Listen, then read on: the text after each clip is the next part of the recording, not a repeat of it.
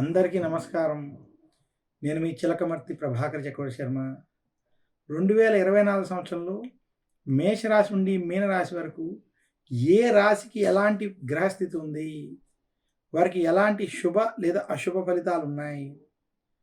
వారి యొక్క ఫలితాలు గోచార పరంగా విశేషించి దృక్ సిద్ధాంత పంచాంగ గణితం ఆధారంగా చిలకమర్తి పంచాంగరీత్యా వారికి ఎలాంటి ఫలితాలు ఏర్పడుతున్నాయి?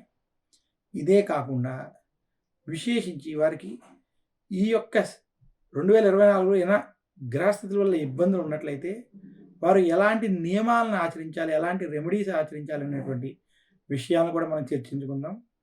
మరొక్కసారి అందరికీ 2024 సంవత్సరం ఆంగ్ల సంవత్సర శుభాకాంక్షలు తెలియజేస్తూ మేషరాశి నుండి మీనరాశి యొక్క ఫలితాలను ఇప్పుడు చూద్దాం. 2024 సంవత్సరం కుంభరాశికి చిలకమర్తి పంచాంగరీత్యా దృక్ సిద్ధాంత పంచాంగ గణితం ఆధారంగా మార్పు తెచ్చేటువంటి సంవత్సరం.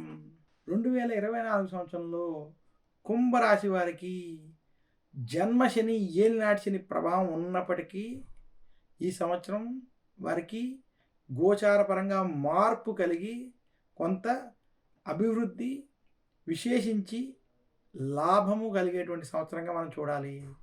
ఎందుకంటే కుంభరాశి వారికి 2024 సంవత్సరంలో విశేషించి శని సంచరించడం, జన్మశని ప్రభావం ఉండడం చేత, అలాగే జనవరి నుండి ఏప్రిల్ వరకు గురుడు తృతీయ స్థానంలో విశేషించి చతుర్థ స్థానానికి మే నుండి డిసెంబర్ వరకు గురుడు అనుకూలంగా సంచరించడం, ఇది కుంభరాశి వారికి కొంత కలిసి వచ్చేటువంటి అంశం.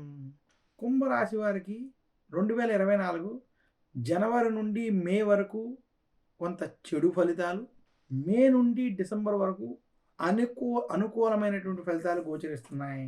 ఇక కుంభరాశి వారికి వాక్ స్థానంలో రాహు అష్టమ కేతు ప్రభావం వల్ల కుంభరాశి వారి ఈ సంవత్సరం ఆవేశపూరిత నిర్ణయాలు, అలాగే తొందరపాటు నిర్ణయాల వల్ల కొంత ఇబ్బందులు పడేటువంటి స్థితి గోచరిస్తుంది. చాలా సందర్భాల్లో మీరు త్వరగా తీసుకునేటువంటి నిర్ణయాలు ఆ సమయానికి కొంత అనుకూల ఫలితాలు ఇచ్చినప్పటికీ ఆ సంవత్సరం మొత్తంగా మనం చూసుకున్నప్పుడు ఆ యొక్క వేగంతో కూడినటువంటి నిర్ణయాల వల్ల ఇబ్బందులు కలిగేటువంటి స్థితి మాత్రం గోచరిస్తుంది. 2024 సంవత్సరం కుంభరాశి వారికి ఏలినాటి శని ఉన్నప్పటికీ మార్పు సంభవించేటువంటి సంవత్సరంగా మనం చూడాలి. 2024 సంవత్సరంలో కుంభరాశి నిరుద్యోగులకి ఉద్యోగ ప్రయత్నాలు కొంత సఫలీకృతం అయ్యేటువంటి స్థితి ఉంది. నిరుద్యోగులకి ఉద్యోగ ప్రయత్నం సఫలీకృతం అయినప్పటికీ చేసేటువంటి ఉద్యోగంలో స్థిరత్వం లేనటువంటి స్థితి ఏర్పడేటువంటి సూచనలు కనపడుతున్నాయి. ఇక కుంభరాశి ఉద్యోగస్తులకి ఉద్యోగంలో పని ఒత్తిళ్ళు ప్రథమార్థంలో ఇబ్బంది పెట్టడం, అలాగే ఆశించినటువంటి ప్రమోషన్ వంటివి రాలేక ఇబ్బంది పడేటువంటి స్థితి గోచరిస్తోంది. కుంభరాశి ఉద్యోగస్తులు మే నుండి డిసెంబర్ సమయంలో ఉద్యోగ మార్పు కోసం చేసేటువంటి ప్రయత్నాలు సఫలీకృతం అవుతాయి. అలాగే కుంభరాశి వ్యాపారస్తులకి 2024 చెడు ఫలితాలు కొంత అధికంగా ఉన్నాయి. వ్యాపార పరంగా ఈ సంవత్సరం మీకు అంత కలిసి రాదు. కుంభరాశి వారు రియల్ ఎస్టేట్ వంటి రంగాల్లో, షేర్ మార్కెట్ స్పెక్యులేషన్ వంటి రంగాల్లో ఆచితూచి వ్యవహరించాలి. ఇటువంటి వాటిలో పెట్టుబడులు అవి పెట్టేటప్పుడు చాలా జాగ్రత్తగా వ్యవహరించాలి. ఈ సంవత్సరం మీకు అంతగా కలిసి రాదని మాత్రం సూచిస్తున్నాను. కుంభరాశి వారు అప్పు చెయ్యొద్దు, అప్పు ఇవ్వద్దు అని మరొక్కసారి సూచిస్తున్నాను. ఆర్థిక పరమైనటువంటి విషయాల్లో కుంభరాశి వారికి ఈ సంవత్సరం ఇబ్బందులు కొంత అధికంగా ఉండడం, అప్పు చేసే ముందుకు వెళ్ళాలన్నటువంటి స్థితి ఏర్పడడం మాత్రం స్పష్టంగా కనపడుతుంది.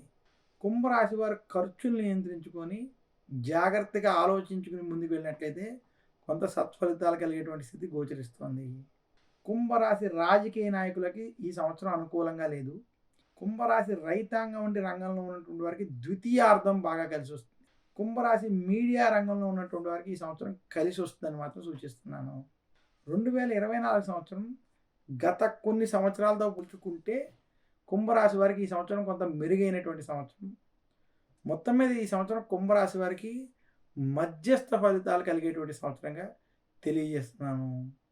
కుంభరాశి వారు 2024 సంవత్సరంలో మరింత శుభ ఫలితాలు పొందాలి అనుకుంటే విశేషంగా గురువారం రోజు దక్షిణామూర్తి స్తోత్రాన్ని పఠించుకోవడం, శనివారం రోజు దశరథ ప్రోక్త శని స్తోత్రం వంటి స్తోత్రాన్ని పఠించడం, శనివారం నవగ్రహ ఆలయాలకు వెళ్ళి నవగ్రహ ఆలయంలో శనికి తైలాభిషేకం వంటివి చేసుకోవడం, అలాగే శివాలయంలో అభిషేకం వంటివి చేసుకోవడం, విశేషించి నవగ్రహ పీడాహార స్తోత్రం వంటి స్తోత్రాలను కూడా పఠించుకోవడం వల్ల మరింత శుభ ఫలితాలు కలుగుతాయని తెలియజేస్తున్నాను.